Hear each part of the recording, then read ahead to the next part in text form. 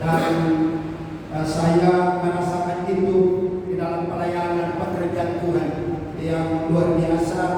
Dan saya bersama dengan saya, pendeta Roy Sihar, juga memulai pelayanan di Medan dan cabang-cabang. Pak Kepala tadi ungkapkan bahwa ada 17 cabang kami bekerja bersama-sama bergandengan tangan, karena ternyata ada jaminan bagi hamba Tuhan, bagi anak-anak Allah, bagi orang Kristen, dimanapun dia berada, karena ada harapan, ada hari esok yang penuh harapan. Saya akan minta untuk kita baca, yaitu satu ayat firman Tuhan di dalam Mazmur pasal 37. Mazmur 37 ayat 37. Mazmur 37 ayat 37. Bapak Ibu jemaat yang terkasih, kita akan baca ayat ini bersama-sama dan kita akan ucapkan bahwa firman Tuhan ini adalah ya dan amin. Haleluya. Mazmur 37 ayat 37. Yang sudah dapat dan kita bisa lihat di layar juga bisa. Saya hitung sampai 3 kita baca. 1, 2, 3 ya. Perhatikanlah orang yang tulus dan lihatlah kepada orang yang jujur, sebab pada orang yang suka damai akan ada masa depan. Amin. Jadi Bapak Ibu, bahwa jaminan masa depan itu tidak tergantung kepada apa yang kita lihat, apa yang mungkin kita alami. Mungkin ada pergumulan kita, ada hal-hal yang mungkin membuat kita sepertinya, kenapa aku menjadi orang Kristen, aku menjadi anak Tuhan seperti ini. Mengapa Bapak Ibu? Karena dunia sekarang ini sedang mengalami suatu persaingan yang sangat amat ketat, sehingga kalau kita membaca ayat firman Tuhan ini, Daud mengungkapkan isi hatinya, bagaimana dia mengalami begitu proses yang luar biasa, seorang yang tidak diperhitungkan, seorang yang dilupakan, namun Tuhan tidak pernah melupakan dia. Orang tuanya melupakan dia, tapi dia tidak dilupakan oleh Tuhan. Itu sebabnya dia mengungkapkan dari isi hatinya, perhatikanlah orang yang tulus hati dan lihat kepada orang yang jujur, sebab pada orang yang suka damai akan ada masa depan. Dunia sekarang penuh dengan tantangan dan masalah, maka marilah kita melihat yaitu jaminan hidup kita sebagai anak-anak Tuhan, sebagai hamba-hamba Tuhan, sebagai orang yang percaya kepada Tuhan. Karena itu, apapun tantangan dalam hidup kita jadikan Tuhan sebagai sumber dalam kehidupan kita. Karena dia jaminan satu-satunya, firman-Nya jaminan satu-satunya. Itu sebabnya dia berkata, Daud berkata, perhatikanlah orang yang tulus. Berarti harus ada ketulusan kita untuk mengiring Tuhan di tengah badai, di tengah masalah, di tengah krisis, di tengah penderitaan aniaya. Ketika kita tulus mengiring Tuhan, maka sama seperti Daud dia mengungkapkan, dan lihatlah kepada orang yang jujur. Berarti tidak hanya tulus saja, tapi kita harus mengalami transformasi perubahan dari hari ke hari. Supaya apa? Kita menjadi orang yang jujur, orang yang jujur di hadapan Tuhan, suami istri dan anak-anak, orang tua kepada anak dan anak-anak kepada orang tua, bos kepada karyawannya. Dan ini sangat penting, sebab pada orang yang suka damai akan ada masa depan. Yang ketiga adalah orang yang mempunyai masa depan itu, dia senang berdamai. Dia senang, dia senyum, sekalipun ada kalanya pahit hati. Tapi ada damai, ada shalom, ada damai dalam kehidupannya. Dan apa yang saya sampaikan hari ini, ada jaminan dari Tuhan. bagi kehidupan kita. Yang pertama Bapak Ibu, jaminan hidup untuk masa depan kita, anak-anak Allah. Ada jaminan bagi kita anak-anak Allah. Anak-anak Allah yang sudah ditebus dengan darah yang sangat mahal. Ayat 34. Saya lihat di sana ayat 34 berkata, nantikanlah Tuhan dan tetap ikutilah jalan-jalannya, maka Ia akan mengangkat engkau untuk mewarisi negeri, dan engkau akan melihat orang-orang fasik diletakkan. Berarti yang pertama jaminan hidup kita, masa depan kita adalah sebagai anak Allah, adalah anak-anak Allah, adalah orang-orang yang diberkati, orang-orang yang dijanjikan pertolongan. Walaupun tantangan, walaupun ada masalah, jangan kita lari tinggalkan Tuhan. Ada aniaya sekalipun, mengapa? Karena Kristus, Dia telah mengorbankan dirinya. Kristus sebagai keturunan Daud, yaitu keturunan dari Dia Raja. Dia mengerti dan memahami bahwa Yesus datang untuk apa? Dia memberikan jaminan bagi orang-orang yang percaya kepadanya supaya diberkati dan kemudian menjadi berkat. Itu sebabnya jaminan hidup kita untuk masa depan kita, anak-anak Tuhan, bukan ditentukan dengan apa yang kita lihat, tetapi di situ juga nantikan. Mungkin doa-doa kita sudah bertahun-tahun kita berdoa tapi belum nampak hasil. Jangan kecewa Bapak Ibu, jemaat yang dikasih Tuhan, atau mungkin keluarga kita yang sementara sakit. Mungkin kita berkata, Pak Pendeta, keluargaku ada di rumah sakit. Kami sudah berdoa, namun tidak ada perubahannya, tidak ada pertolongan. Bapak Ibu, Alkitab berkata nantikan Tuhan dan tetap ikutilah jalannya. Berarti jalan-jalan Tuhan ada kalanya kita sulit untuk mengikutinya. Tapi ketika kita ikuti walaupun seperti Vio Berkosa, jalan sendiri, jalan yang sendiri, ada kalanya kita jalani. Mungkin ada kalanya air mata bertumpah. Kata orang Abel berkata, "Betul air mata sudah tumpah ini, tapi seada pertolongan dari pintu manis."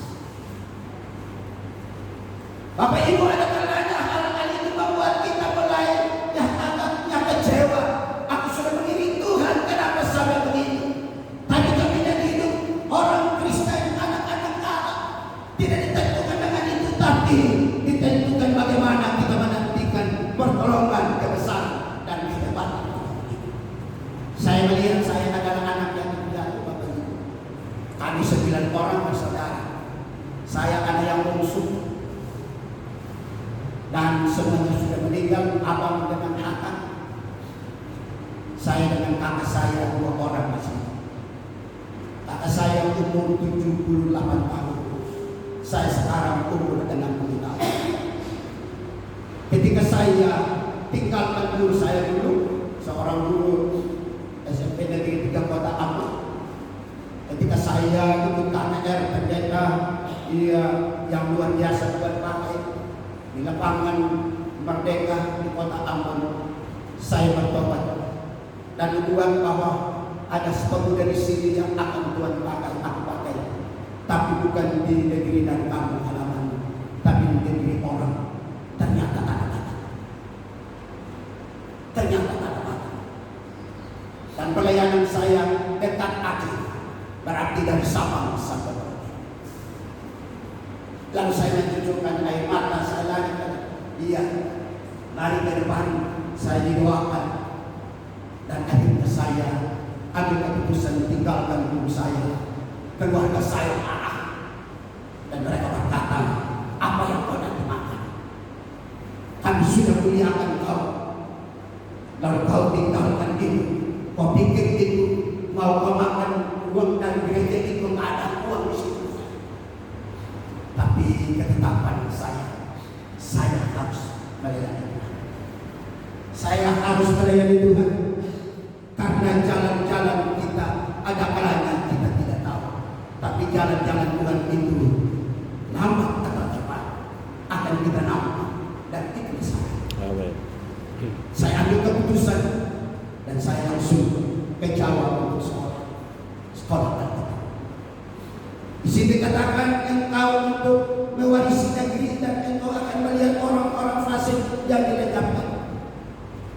Bapak Ibu, ternyata ketika saya dianiaya, iya. Jadi Bapak Ibu lihat, saya ini kurus Bapak Ibu, tapi saya sudah tahan bantu Pak Ibu karena saya setelah itu saya dianiaya dan saya ketika dan darah saya tertumpah. Ya, oleh keluarga saya sendiri, oleh keluarga ibu saya sendiri. 3 hari 3 malam tidak ada darah karena orang di sebelah tangan kanan saya putus. Ya, dan di sana namanya di Kepulauan Maru, pulau-pulau yang kecil, kampung, dan tidak ada seorang pertolongan dokter sekalipun. Hanya doa dengan minyak kayu putih, taruh di kapas, dibungkus, kemudian aku berkata, Tuhan Yesus, kalau engkau mati dan bangkit pada hari ketiga, maka aku anakmu. Saya belum jadi penginjil waktu itu. Tapi saya rindu sebelum saya pergi ke tanah Jawa, saya memberitakan Injil kepada keluarga saya, supaya mereka mengenal Injil Kristus yang begitu hebat dan luar biasa. Saya ditangkap dan dianiaya, dilapor ke polisi. Kemudian saya ditampar dan kuping saya pecah dan darah tertumpah. Saya bilang belum apa-apa Tuhan. Dan suatu saat ketika dia sudah tidak tahan, lalu saya berdoa, Tuhan, apakah aku harus tinggalkan Kau? Ternyata sakit sekali mengiringi Kau. Tadinya aku dicintai semua orang, keluarga sekarang mereka benci saya. Saya dengar suara Tuhan tahun 80. Saya dengar suara Tuhan. Tuhan bilang, anakku, aku mau pakai engkau. Aku mau murahi engkau. Aku akan pakai engkau tidak di negerimu, tapi di negeri orang. Saya menangis. Saya berdoa atas itu. Saya bilang, saya pasti akan bangkit lagi. Dan masih ada tandanya. Saya bilang nanti jumpa dengan Yesus. Betapa indahnya. Dia berkata, sama-sama hambaku yang baik. Amin. Bapak Ibu, ternyata ada jaminan. Ada kalanya kita mau lari seperti saya. Mungkin Bapak Ibu mau ingin lari ketika ada tantangan, ada cobaan, dan mungkin belum sampai kepada aniaya seperti saya. Dan itu membuat saya mantap melayani Tanah Batak, mencintai Tanah Batak sampai hari ini. Tahun 2011 dengan istri dan ketiga anak saya masih kecil waktu itu, kami pulang, keluarga semuanya datang berlutut dan mereka berkata, doakanlah kami. Ternyata benar Kaulah yang membawa berita ini. Keluarga saya semua bertobat dan berkata, saya mau ngomong, tapi mereka melihat perbuatan Tuhan yang ajaib. Tepuk tangan yang meriah. Tadinya mereka menghina saya, tadinya mereka menganiaya saya, menikam saya. Mereka tunduk kepada Yesus karena ada jaminan, dan jaminan itu dikatakan engkau akan melihat orang-orang fasik tidak nyaman. Saya bilang untuk keluarga saya sebelum tidak nyaman dan mati, bertobat dan percaya kepada Yesus. Haleluya. Sehingga saya berkata, terima kasih Tuhan. Kata orang Batak, mau lihat kemudahan Tuhan. Haleluya. Itu yang pertama, bahwa jaminan hidup untuk masa depan kita anak-anak Tuhan adalah anak-anak Allah, adalah orang-orang yang diberkati, yang akan mewarisi negeri di mana kita ada. Bapak Ibu ada di Denpasar Bali ini, Allah merancangkan Bapak Ibu untuk mewarisi negeri ini, dan engkau akan diberkati dan menjadi berkat bagi provinsi yang luar biasa ini. Amin. Seperti saya orang Ambon menjadi berkat bagi provinsi Sumatera Utara.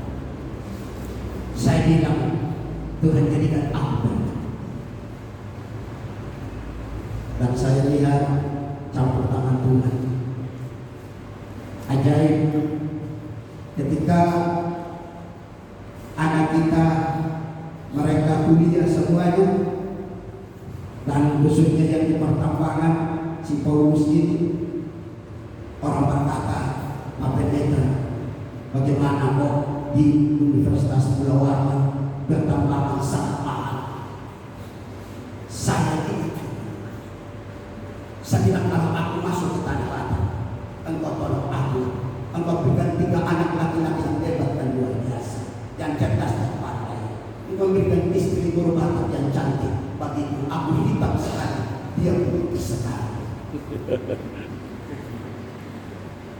Dan betul, dia diberkati Tuhan dengan luar biasa. Dan dia masuk kuliah pun dia menjadi asisten dosen, dan setelah dia tamat langsung dia bekerja sebagai pengawas di pertambangan. Saya bilang, nah, dia itu semua adalah anugerah Tuhan bagi Papi dan Mami. Tidak ada harta apa-apa, tapi Tuhan adalah harta yang termahal, dan kalian bertiga adalah harta, dan jemaat yang kita gembalakan adalah harta yang termahal. Amin. Kita nggak ada rumah. Saya bilang sama mereka, kita nggak ada rumah, tapi kita punya rumah Bapa di sorga, dan rumah Tuhan ini adalah milik kita bersama. Dan mereka berkata, iya Papi, Mami. Bapak Ibu, ternyata bahwa kita anak-anak Allah adalah orang-orang yang diberkati, yang akan membawa isi negeri di mana kita ada. Amin. Ketika kita ada di sana, ketika Bapak Ibu ada di negeri ini, dan pasar Bali yang tercinta ini, marilah berkata Tuhan, Engkau tempatkan kami di negeri Bali ini. Ada rencana dan maksud.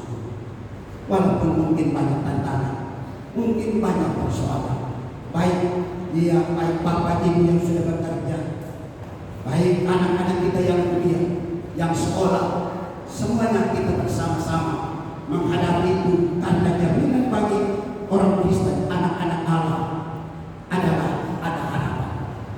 Berarti kalau kita lihat tokoh Alkitab semuanya penuh dengan air mata, penuh dengan tantangan, orang-orang percaya, penuh dengan aniaya, tapi mereka berkata masih ada harapan di balik penderitaan.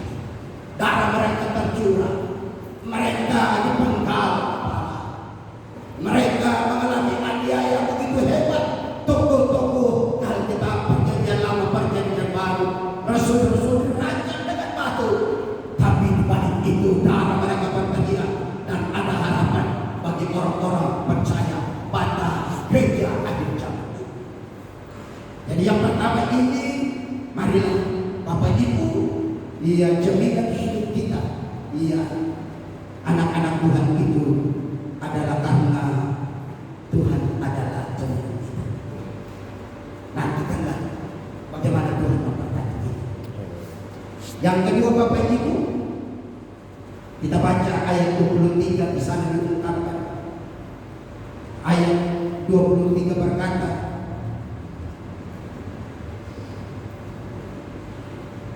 Tuhan menetapkan langkah-langkah orang yang hidupnya berkenan kepadanya. Coba kita baca bersama-sama. 1, 2, 3 ya. Tuhan menetapkan langkah orang yang hidupnya berkenan kepadanya. Katakan amin. Amin. Ketika kita tidak mengikuti langkah-langkah yang Tuhan tetapkan dalam diri kita, kita nggak berkenan. Ketika saya dianiaya dan saya mengambil langkah saya sendiri, dan saya menyerah dan saya bilang, aku tinggalkan engkau, aku tidak ada di tempat ini. Ini anugerah Tuhan. Aku dengan iparku ini, pendeta Roy, bisa jumpa juga dengan dia, yaitu lain pendeta. Sehat juga, karena mertuaku adalah pengsihan. Kami keluarga, anak-anak Tuhan ini adalah keluarga dalam kerajaan Allah. Katakan amin. Tidak hanya keluarga secara jasmani, tapi keluarga dalam kerajaan Allah. Bapak kita adalah Bapak kita di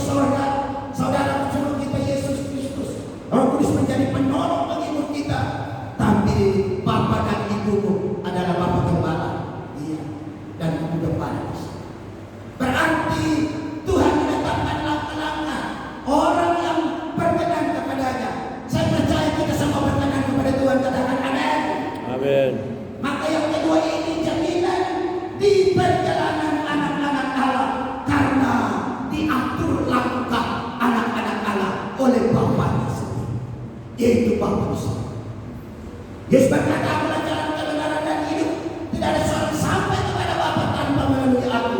Berarti jalan kita entah diberkati kah, kurang diberkati kah, atau tidak diberkati kah, atau mungkin anak-anak kita belum berhasil dalam perkuliahannya. Apa saja yang kita kerjakan mungkin belum seperti apa yang kita rindukan dalam hidup kita. Jangan kita menyesal. Dan apa aku sebagai orang Kristen kok seperti ini? Berarti yang kedua ini jaminan perjalanan anak-anak Allah, yaitu kita jemaat di tempat ini. Di KKR ini perjalanannya sungguh luar biasa. Lain pendeta dia cerita, dia bagaimana saya lihat luar biasa kalau gedungnya besar di Denpasar Bali ini, luar biasa. Kenapa? Kita jangan khawatir, sebab langkah-langkah kita diatur. Ketika kita mengalami tantangan atau masalah, jangan kita khawatir. Lagu berkata, "Jangan kamu khawatir, ya kan? Burung di udara kita." Ketika tahun 95 melayani merintis di kota Singkaran ini, Bapak Ibu, perjalanan langkah yang luar biasa. Karena saya orang Ambon, saya tidak kenal orang Batak di sana.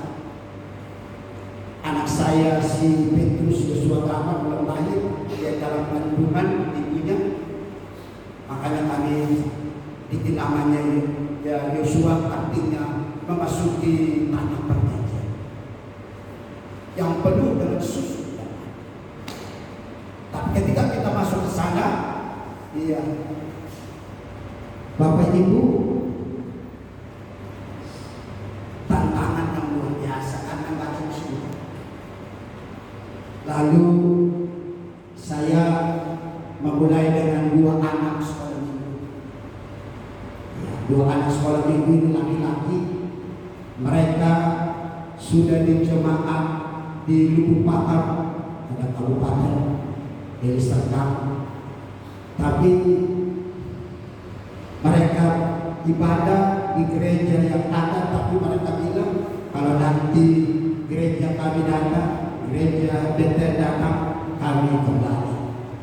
Lalu mereka tahu saya sudah datang, saya orang Ambon, lalu ya mereka datang. Jadi saya mulai dengan anak sekolah minggu ini, orang tuanya. Kami berkumpul, berjuang karena tidak kuat. Pada suatu saat tidak ada apa-apa, karena namanya pada waktu itu tidak ada sponsor. Pokoknya sulit dengan kita melayani Tuhan dan bekerja Tuhan.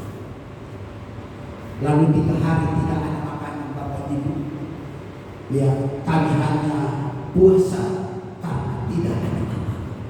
Bersama dengan istri kami berpuasa dan kami bertahan. Kami berkata, jalan-jalan kami ini adalah jalan-jalan Tuhan. Karena itu jaminan perjalanan kami, Engkau yang utus ke kota Singkaran. Bapak Ibu, tiba-tiba ada orang, ya seorang ibu datang, dia ketuk pintu. Pak Pendeta, Ibu Pendeta, ternyata bersama dengan anaknya. Mereka membawa yaitu beras 1 karung, kemudian dia ikan, ya, kemudian dibawa semuanya lauk yang dibawa. Dan mereka berkata, mereka bukan gereja yang karismatik, tapi ketika kami sembahyang berdoa, Martanian katanya, ya Tuhan ingatkan untuk memberkati dia Bapa dan Ibu. Wah, di situ kami habis 3 hari kami tidak makan, kami nggak ada apa. Tapi ketika ia tidak mampu di dalam perjuangan langkah itu, Tuhan datang menetapkan langkah kami. Itu sebabnya dikatakan Tuhan menetapkan langkah-langkah orang yang hidupnya berkenan. Amin.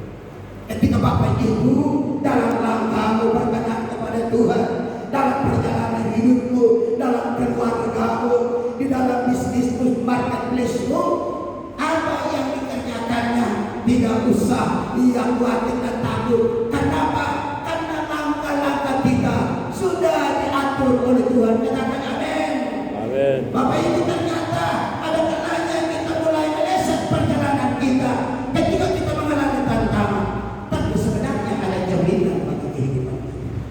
Jaminan langkah kita diatur sehingga berkat-berkat Tuhan. Dan sampai sekarang Tuhan memberkati luar biasa. Ada orang mempersembahkan tanah.